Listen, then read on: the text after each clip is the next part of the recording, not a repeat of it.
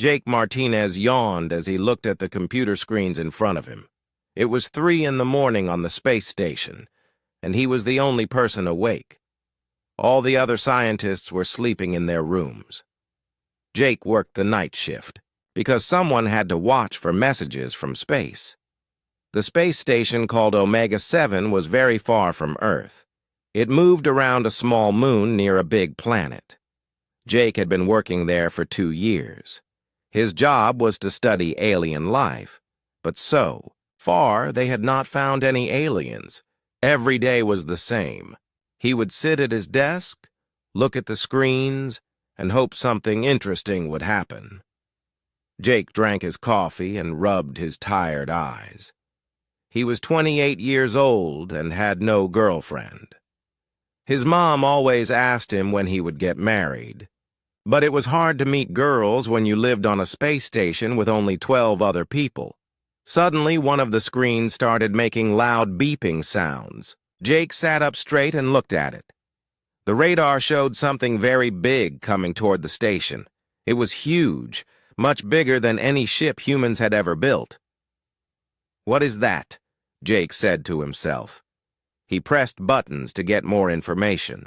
The computer said the object was 2 miles long and 1 mile wide. It looked like a mix of metal and something alive. The ship had smooth curves like a whale, but it also had parts that looked like crystals. Jake's hands shook as he reached for the emergency button. If he pressed it, alarms would wake up everyone on the station. But before he could press it, his computer screen changed. Words appeared in perfect English. "Hello, humans. I am Queen Zara of the Veltar Empire. I want to talk to your best people." Jake stared at the screen. This was it. This was first contact with aliens. He was the first human to read a message from another world. His heart beat very fast. He typed back, "This is Jake Martinez from Earth Space Station Omega 7. Our captain is sleeping. Can you wait?" The reply came quickly. "Time is important, Jake Martinez. May I come aboard your station?" Jake looked around the empty room. He was just a scientist. He was not trained for this. But if he said no, the aliens might leave and never come back. If he woke up Captain Brown, it would take time, and the aliens might get angry. "Yes, you can come aboard," Jake typed. "But please be careful. Our station is small. Thank you, Jake Martinez. I will be there soon." Jake watched through the station's cameras as a small ship left the big alien vessel. The small ship was beautiful. It looked like it was made of silver and blue light. It moved without making any sound. The ship connected to the station's docking bay. Jake heard the sounds of the doors opening and closing. He stood up and walked to the main meeting room. His legs felt weak, and his mouth was dry. The door to the meeting room opened, and Jake saw her. Queen Zara was the most beautiful being he had ever seen. She was tall, maybe 7 feet, with long silver hair that seemed to glow. Her skin was light blue and looked smooth like silk. She wore a white dress that moved like water. Her eyes were big and purple, and when she looked at Jake, he felt like she could see into his soul. "Greetings, Jake Martinez of Earth," she said. Her voice was soft and musical. "I am Queen Zara." Jake tried to speak, but no words came out. He opened and closed his mouth like a fish. Queen Zara smiled. "You seem nervous. Is this your first time meeting someone from another world?" "Yes," Jake finally said. "I mean, we have never met aliens before. You are the first." "That is interesting," Queen Zara said. She walked closer to Jake. "Your people are young, but you have already reached the stars. That shows great promise." Jake could smell something like flowers and rain when she came near him. "Why are you here? I mean, why did you come to our station?" "My people have been watching Earth for some time. Queen Zara said. "We are interested in humans. You are very different from other species we have met." "Different how?" Jake asked. Queen Zara studied Jake's face carefully. She looked at his brown eyes, his black hair, and the way he stood. Something seemed to surprise her. "Tell me, Jake Martinez," she said slowly, "are you unattached human?" Jake felt his face turn red. "Unattached? You mean am I married?" "Yes." "Do you have a mate, a life partner?" "No," Jake said. "I'm single. I mean, I don't have a girlfriend or wife." Queen Zara's purple eyes became bright, and she smiled. Jake had never seen anyone look so happy about him being single. "This is very good news," she said. "It is?" Jake asked. "Why?" "Because, Jake Martinez of Earth, I think you and I are going to help each other very much." Before Jake could ask what she meant, alarms started ringing throughout the station. Captain Brown's voice came over the speakers. "All hands to emergency stations. Unknown alien vessel detected." Jake looked at Queen Zara. "I should tell them you're friendly." "Yes," she said. "But first I want to ask you something important." "What?" "Would you like to see my ship? Would you like to learn about my people?" Jake thought about his boring life on the station. He thought about how nothing exciting ever happened to him. He looked at Queen Zara's beautiful face and felt something he had never felt before. "Yes," he said, "I would like that very much." Queen Zara smiled again. "Then let us go, Jake Martinez. Your real life is about to begin." Jake followed Queen Zara through the docking tunnel into her ship. He had told Captain Brown over the radio that the aliens were friendly, but the captain was still very worried. Jake promised to stay in contact and report everything he saw. Inside, the alien ship. Jake felt like he was walking through a dream. The walls were not made of metal like human ships. They looked alive, with soft curves that glowed with gentle blue light. The floor felt warm under his feet, and the air smelled like flowers. "Your ship is amazing," Jake said as they walked through a long hallway. "Thank you," Queen Zara said. "Our ships are grown, not built. They are living creatures that we work with." "Living creatures?" Jake touched the wall and it felt soft and warm. "This whole ship is alive?" "Yes. My ship's name is Whisper. She has been with me for 50 years. Jake stopped walking. 50 years? How old are you?" Queen Zara smiled. "By your human years, I am 312 years old. But for my people, I am still young." 300 years? Jake felt dizzy. "You look like you're 25. My people live much longer than humans.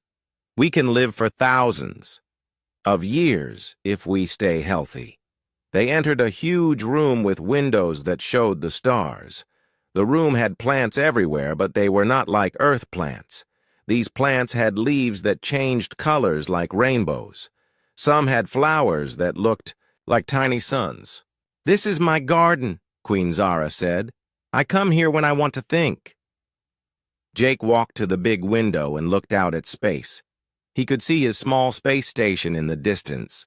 It looked so tiny compared to Queen Zara's ship. "Why did you really come here?"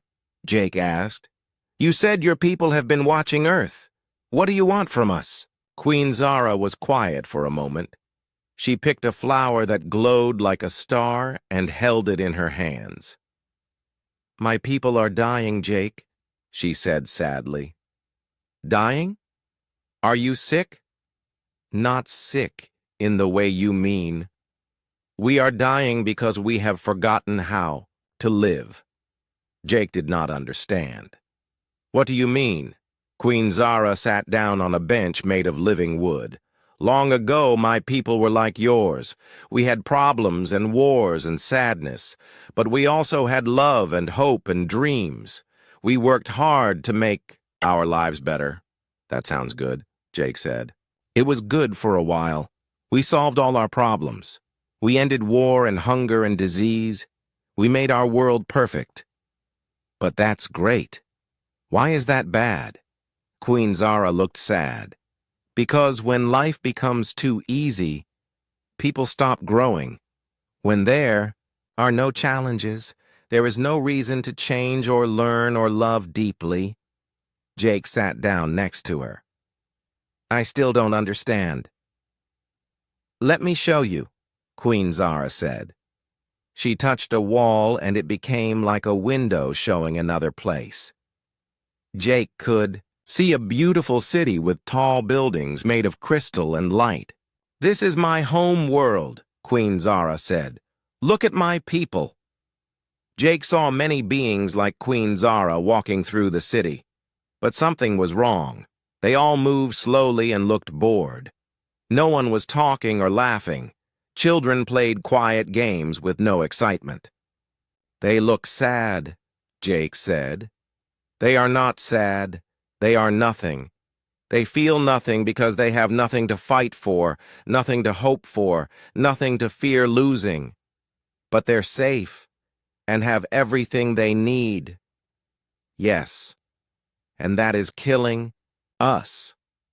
Queen Zara made the image disappear. We used to have many children. Now very few of us have babies.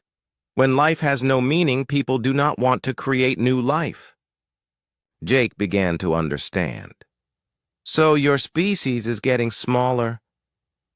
Yes. In a few hundred years, there will be no more Veltar. We will die out not because of war or disease, but because we forgot what makes life worth living. That's terrible, Jake said. But what does this have to do with humans? Queen Zara stood up and walked to the window. We have studied many worlds, Jake. Most species either destroy themselves with war, or they solve all their problems and become like us. But humans are different. How are we different? You have problems, but you do not give up. You fight and struggle and fail, but you keep trying. You love each other even though you know you will die. You create beautiful things even in ugly situations. You have something we lost. What did we have? Hope. Real hope. The kind that exists even when things are bad? Jake felt proud but also confused. So you want to study us? More than that. Queen Zara turned to look at him. We want to learn from you. We want humans to teach us how to feel alive again. How can we do that? By sharing your lives with us. By showing us how to struggle and dream and love like you do. Jake's heart started beating faster. You mean like living together? Yes. Some of your people could come to our worlds, and some of my people could go to yours. We could learn from each other. But why did you ask if I was single? What does that have to do with anything? Queen Zara's blue cheeks turned a darker color, like she was blushing. My scientists believe that the best way to learn about life is through love. When two beings love each other, they share everything, their hopes, fears, dreams, and struggles. You mean... Jake felt his own face getting red. I mean that some humans and some Veltar might become life partners, might have children together, might build families that combine the best of both our peoples. Jake stared at her. And you asked if I was single because when I saw you, Jake Martinez, I felt something I have not felt in many years. What did you feel? Queen Zara looked into his eyes. I felt interested. I felt curious. I felt alive. Before Jake could respond, his radio made a noise.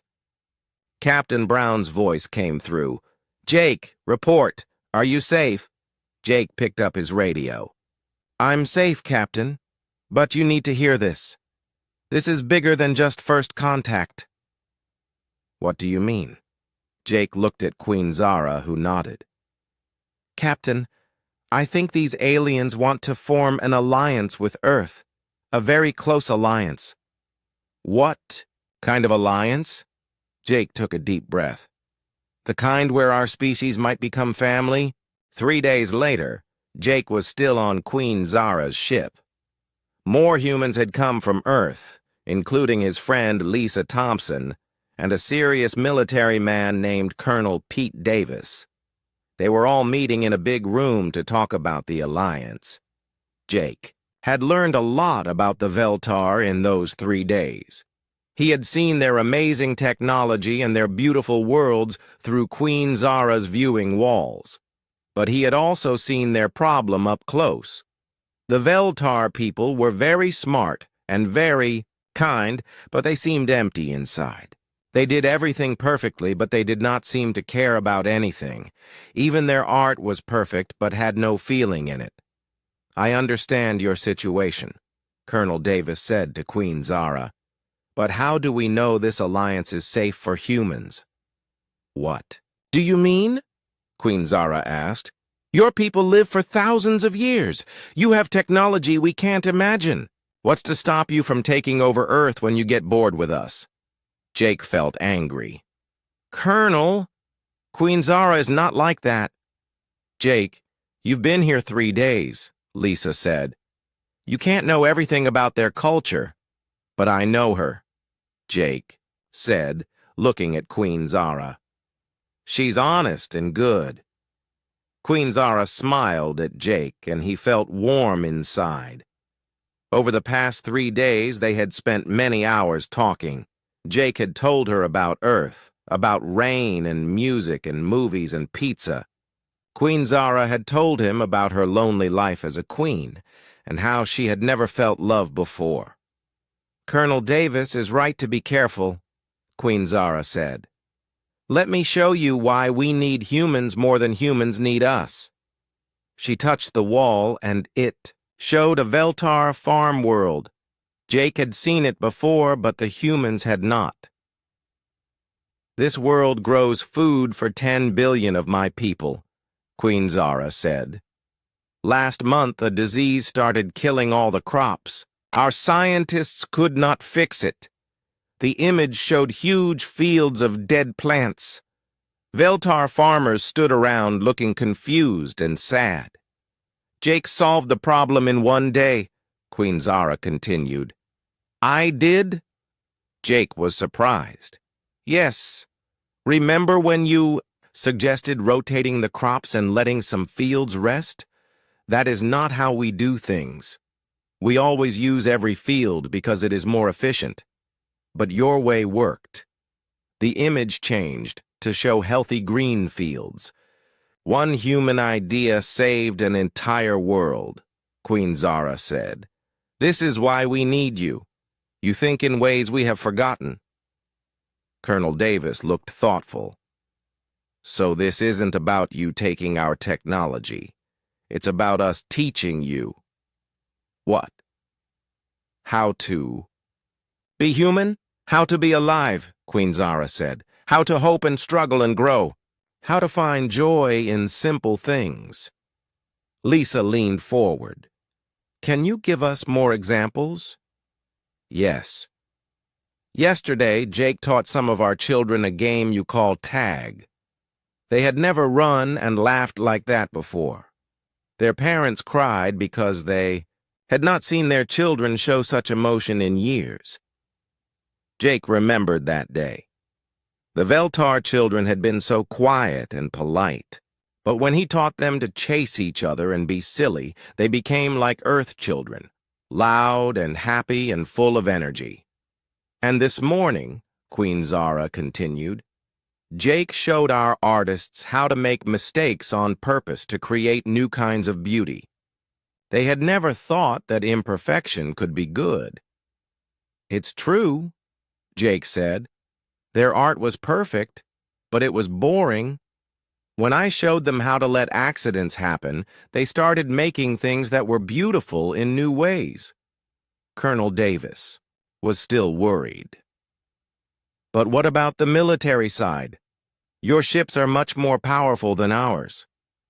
That is exactly the problem, Queen Zara said sadly. We are so powerful that nothing challenges us anymore. We have no enemies, no struggles, no reasons to be brave. Your people still have courage because you still have things to fight for. What do you mean? Lisa asked. Queen Zara made the wall. Show a space battle. But it was strange. The Veltar ships were much bigger and stronger, but they were losing to smaller, weaker ships. This is from 50 years ago, Queen Zara said. We were attacked by pirates. We should have won easily, but we lost because our people had forgotten how to be warriors. They were too careful, too afraid to take risks. The pirates were braver? Colonel Davis asked. No, but they were hungrier. They wanted something badly enough to fight for it. My people had everything they needed, so they had no reason to fight hard. Jake understood. It's like the difference between a house cat and a wild cat. The house cat is safe and fed, but the wild cat knows how to survive.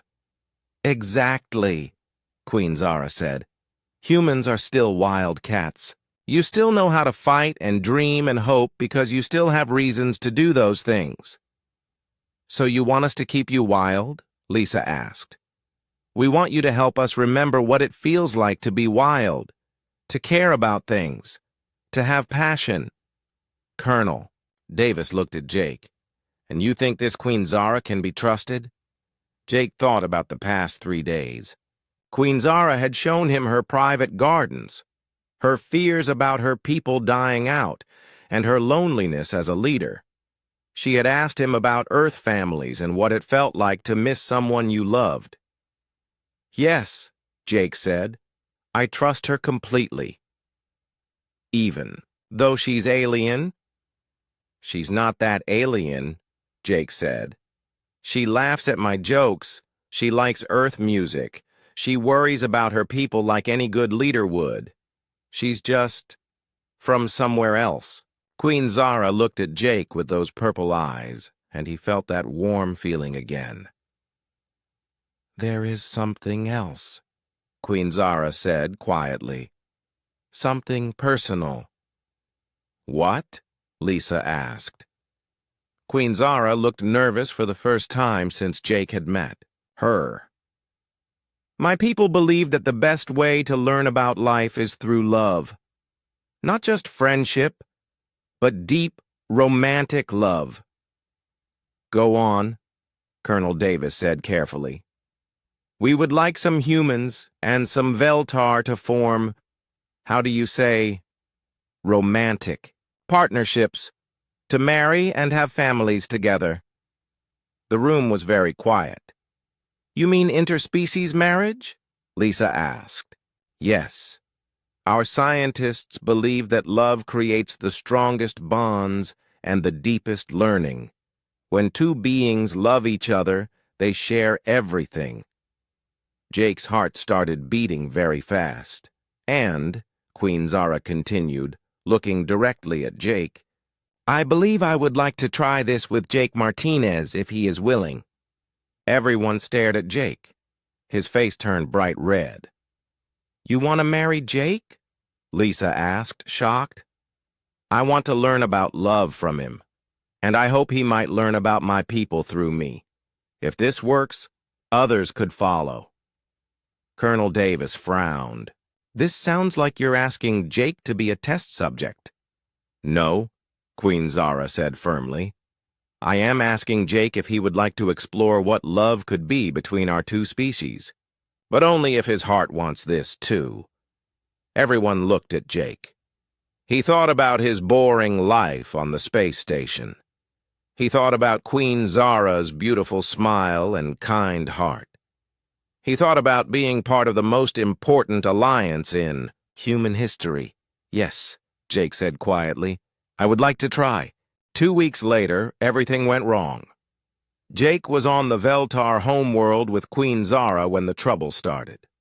Admiral Kate Harrison had arrived from Earth with a big military fleet. She was angry about the alliance and wanted all humans to come home immediately. At the same time, a Veltar leader named Lord Commander Thex was trying to remove Queen Zara from power. He said she was weak for loving a human, and that the alliance was dangerous for the Veltar people.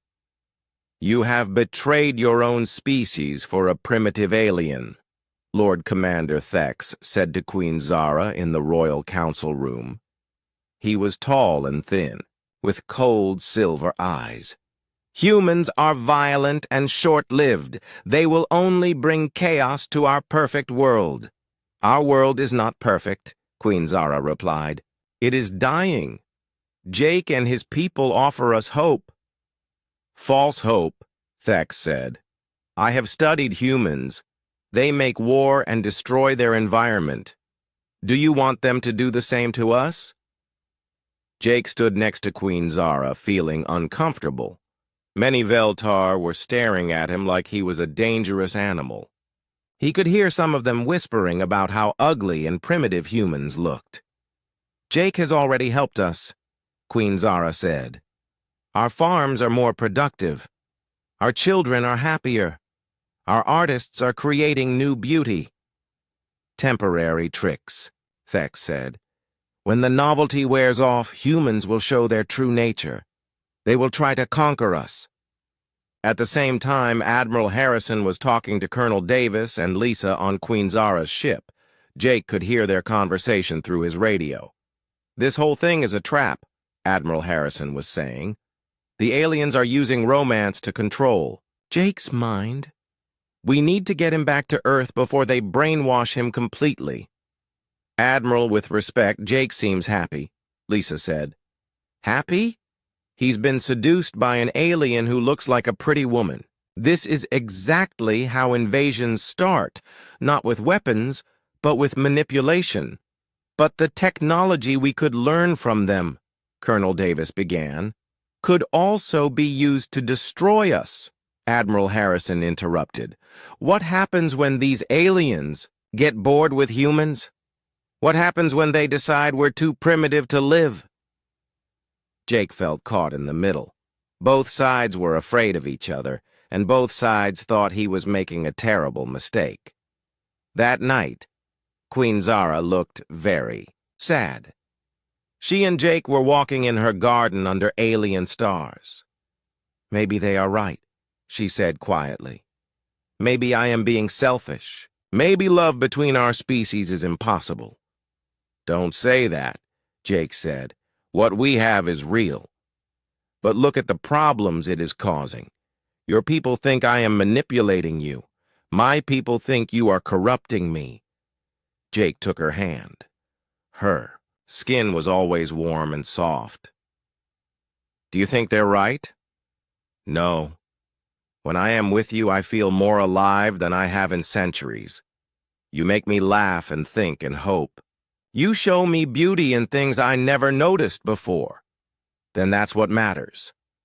But I am a queen, Jake. I have to think about my people, not just my own heart. Your people are dying without hope. We can give them hope. And your people are afraid we will destroy them. Jake thought about this. Fear makes people do stupid things.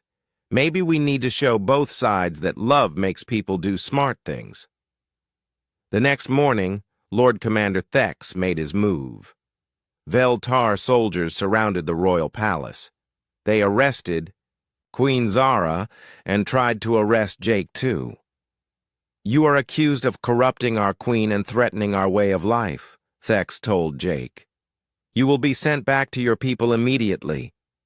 But Jake had learned a lot about Veltar technology in the past weeks. While the soldiers were taking Queen Zara away, he used her communication system to call for help. Lisa, Colonel Davis, anyone. They've taken Queen Zara. Thex is trying to take over. We can see the soldiers from here, Lisa replied. Admiral, Harrison wants us to leave immediately. We can't leave Queen Zara. Jake, there's nothing we can do. We're outnumbered 1,000,000 to 1. But Jake had an idea. Not if we think like humans instead of like perfect Veltar. That afternoon, Jake did something that shocked everyone. Instead of running or hiding, he walked straight to the main city center, where thousands of Veltar were gathered. Lord Commander, Thex was giving a speech about how humans were dangerous. Citizens of the Veltar Empire, Thex was saying, we must protect ourselves from these primitive aliens who want to corrupt our peaceful way of life. Jake climbed up onto the speaker's platform. The crowd gasped. No one had ever interrupted a Lord Commander before. You're right, Jake said loudly. Humans are dangerous. Thex looked confused. What? We're dangerous to the disease that's killing your people. We're dangerous to the emptiness in your hearts. We're dangerous to the boredom that's making you die out. The crowd was silent, listening. You want to know what makes humans dangerous? Jake continued. We don't give up. When something we love is threatened, we fight for it. When people we care about are in trouble, we help them. He pointed to some young Veltar in the crowd. Your children learn to laugh and play because humans taught them how. Your artists learn to create new beauty because humans showed them how mistakes can be good. Lies, Thex said. You offer only chaos. I offer only what your queen saw in me, Jake said. Hope, love, the courage to try new things even when you might fail. Jake looked directly at the crowd. Queen Zara asked me if I was unattached because she was lonely. She was lonely because being perfect all the time is lonely. Having no challenges is lonely. Never struggling for anything is lonely. Some Veltar in the crowd nodded. Jake could see that his words were reaching them. You can arrest me, Jake said to Thex. You can send all humans away. But you can't arrest the hope that Queen Zara and I have already planted in your people's hearts. Seize him, Thex ordered his soldiers. But as the soldiers moved toward Jake, something amazing happened. Young Veltar started standing up in the crowd, then older ones. They moved to form a circle around Jake, protecting him. We want to hear more, one young Veltar called out. Tell us about hope. For the first time in his life, Jake understood what it meant to be truly human in the face of impossible odds. And he began to speak about love, hope, and the courage to dream of a better future. 6 months later, Jake stood on the balcony of his new home and watched the sunrise over New Terra, the first joint human Veltar colony world. The rescue of Queen Zara had been easier than expected. Once the young Veltar heard Jake speak about hope and love, they demanded to know where their queen was being held. Lord Commander Thex's support crumbled quickly when faced with his own people asking for change. Admiral Harrison had been harder to convince. It took Colonel Davis and Lisa working together to show her that the alliance could benefit Earth. When Veltar healers cured Lisa's mother's cancer using their advanced medicine, and when Veltar engineers helped solve Earth's energy problems, Admiral Harrison finally agreed to support the partnership. Good morning, Jake Martinez of Earth, Queen Zara said as she joined him on the balcony. She was wearing a simple blue dress instead of her royal robes. Here on New Terra, she was not a queen. She was just Zara, Jake's partner in building a new kind of life. Good morning, Zara of the Veltar, Jake replied, taking her hand. They looked out over their colony. Human children were playing with young Veltar in the gardens below. The human kids were teaching the Veltar kids how to play soccer while the Veltar kids were showing the humans how to make flowers glow with their minds. The council meeting is today, Zara said. Are you ready? Jake nodded. Today, they would present their report on the first 6 months of the colony to both Earth and the Veltar Empire. The results had been amazing. The Veltar had learned to feel excitement and passion again. They were having more children than they had in centuries. Their art had become alive with emotion and creativity. They had even started having friendly arguments and debates, something they had not done in thousands of years. The humans had gained access to incredible technology and medicine, but more than that, they had learned patience and wisdom from the Veltar. Human crime rates had dropped to almost zero on New Terra because the Veltar had taught humans better ways to solve problems. Jake, Zara said quietly, do you ever regret answering my question that night? Jake thought back to that moment 6 months ago when Queen Zara had asked if he was unattached. His life had been so simple then. He had been lonely and bored, working the night shift on a space station with nothing interesting ever happening. Never, he said. That was the best question anyone ever asked me. Even though it caused so much trouble, the trouble was worth it. Look what we built. They walked down to the colony center where humans and Veltar were working together. Jake saw Dr. Ben Miller, a human doctor working with Veltar healers to develop new medicines. He saw Amy Johnson, a human teacher, helping Veltar parents learn how to encourage their children to take healthy risks and make mistakes. In the art center, Veltar artists were working with human musicians to create music that combined the perfection of Veltar technology with the wild creativity of human emotion.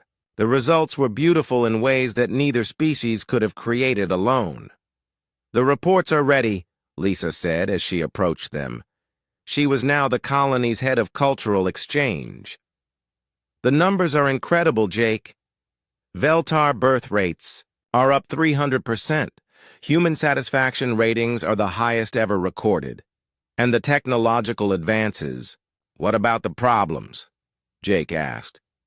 He knew there had been challenges, some cultural misunderstandings, but nothing serious. The biggest issue is that both Earth and the Veltar homeworld want to start 10 more colonies immediately. Jake smiled. That's a good problem to have. That afternoon, Jake stood before a council of humans and Veltar leaders. Queen Zara sat beside him, no longer a queen, but still a respected leader. 6 months ago, Jake began, Queen Zara asked me if I was unattached. It seemed like a strange question for a first contact situation, but now I understand that it was the most important question in the galaxy. He looked around the room at faces both human and Veltar. She was not asking about my relationship status. She was asking if I was free to form a new kind of connection, free to love someone different from myself, free to build something that had never existed before. Admiral Harrison, who was attending by video link from Earth, leaned forward. And what have you learned from this experiment? That love is not just a feeling between two people, Jake said. It is the force that drives all growth, all learning, all hope for the future. The Veltar forgot how to love when life became too easy. Humans sometimes forget how to love when life becomes too hard. But together, we remember. What does this mean for our species? Asked a Veltar elder. Zara stood up. It means we are no longer two separate species. We are becoming one new kind of life that combines the best of both worlds. You mean intermarriage? Asked Colonel Davis. More than that, Jake said. We mean a new way of living where struggle and peace, passion and wisdom, human wildness and Veltar knowledge work together. After the meeting, Jake and Zara walked back to their home. The alien sun was setting, painting the sky in colors that Earth had never seen. "Jake," Zara said as they reached their door, "I have a new question for you." "What is it?" She turned to face him, her purple eyes bright with the love they had discovered together. "Jake Martinez of Earth, will you help me spend the next 1,000 years learning what it truly means to be alive?" Jake thought about the boy he had been just 6 months ago, lonely, bored, convinced that nothing exciting would ever happen to him. That boy could never have imagined standing on an alien world, in love with a queen from the stars, helping to build a future for 2 species. "Yes," he said, pulling her close. "But I have a question for you, too." "What?" "Zara of the Veltar, will you help me learn what it means to love someone for a lifetime that's longer than I ever dreamed possible?" She smiled and kissed him under the alien stars. Around them, the colony glowed with the warm lights of human and Veltar families beginning their evening routines together. In the distance, Jake could see the construction sites where new ships were being built, ships that would carry more. Humans and Veltar to other worlds, spreading their new way of life across the galaxy. It had all started with a simple question about being unattached. But Jake now understood that the opposite was true. He was more attached than ever, attached to Zara, to their new world, to the hope they had built together. As they entered their home, Jake heard the sound of children laughing in the distance. Some of those laughs were human, some were Veltar, and some belonged to the first generation of children who were both. Those children would grow up knowing that love could cross any distance, bridge any difference, and create possibilities that neither species had ever imagined alone. And it had. All begun with a lonely night shift worker and an alien queen who dared to ask if he was free to love something new.